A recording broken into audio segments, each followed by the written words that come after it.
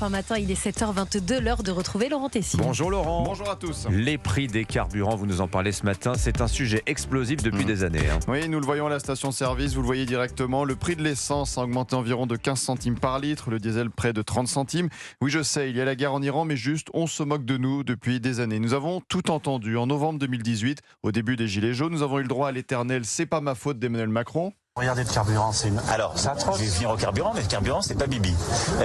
Bon, il y a quand même des taxes de l'État. Non, mais c'est vrai, et je les assume. Le carburant, c'est pas Bibi. Les taxes représentent juste entre 50 et 60% du prix à la pompe. Je n'oublie pas ce qu'avait voulu mettre en place Édouard Philippe en 2018. Lui qui était Premier ministre à l'époque, il voulait l'augmentation des taxes sur les carburants au nom de la transition écologique. Il en avait parlé sur BFM en novembre au moment des Gilets jaunes. Augmenterez-vous, comme prévu, les taxes sur les carburants le 1er janvier? Oui, le 1er janvier, oui. Oui. 1er janvier, le président l'a dit, on a fixé un cap et on va tenir ce cap. Sauf qu'au bout d'un moment, la colère monte. Les différents gouvernements ont tenté d'aider les automobilistes. Le chéquier a été sorti, comme cette annonce en octobre 2021 de Jean Castex, Premier ministre. Nous allons décider d'une sorte d'indemnité inflation de 100 € qui sera versée aux Français qui gagnent moins de 2000 € net par mois. On a essayé la prime, on a essayé quelques mois plus tard, en avril 2022, avec la guerre en Ukraine, une remise du prix à la pompe de 15 centimes par litre. On est passé ensuite à 30 centimes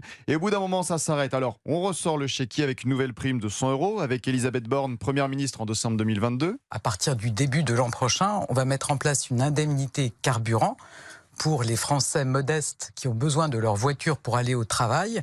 Donc, c'est 100 € pour à peu près la moitié des ménages. Le Premier ministre Sébastien Lecornu peut demander aujourd'hui au gouvernement des propositions pour nous protéger. Mais ça ne plaît pas au gouverneur de la Banque de France. Je vais le dire de façon encore plus simple, nous n'avons plus d'argent. Nous, Français. On peut trouver. Le Premier ministre peut demander des propositions pour nous protéger, mais qu'a fait le gouvernement le 1er janvier dernier? Pierre Chasseret de l'association 40 millions automobilistes nous le rappelait hier sur Europe 1. Les certificats d'énergie. Alors, c'est les 17 centimes supplémentaires que les Français voient apparaître sur leur ticket de station-service depuis maintenant 2026. Mais après, on veut nous aider. 42 milliards d'euros de taxes sur les carburants chaque année. C'était 25 milliards il y a 15 ans. C'est le ras-le-bol quand on va faire son plein, le ras-le-bol quand on prend sa voiture pour aller travailler. Donc oui, on se moque de nous depuis des années. Merci beaucoup Laurent Tessier. Tiens, je donne le chiffre, que vous de fassiez une idée des choses.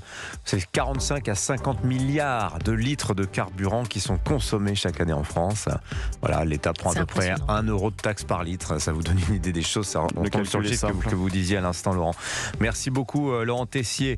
Qu'on retrouve tous les après-midi sur Europe 1. Vous êtes le rédacteur en chef de Pascal Praud et vous participez vous aussi à l'émission. Le numéro du standard, Anissa Dadi. C'est le 01 80 20 39 21.